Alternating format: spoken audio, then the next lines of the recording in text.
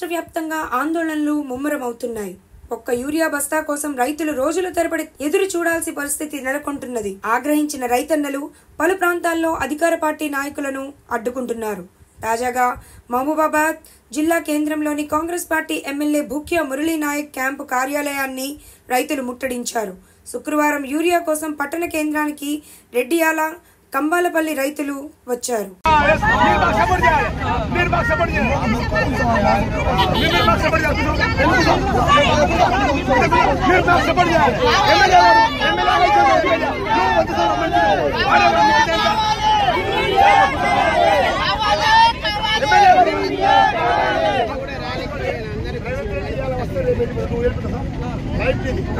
సరస్వతి నువ్వు గుండెకాయ, నువ్వు వాడేవాడా, నువ్వు గుండెకాయ మాకు, మీరు దేవుళ్ళు, మీరు 5 సంఘ వాడు మనిషి, మీరు లైఫ్ మీ కింద అయితే వాడు డిపార్ట్మెంట్ కింద అయితే వాడు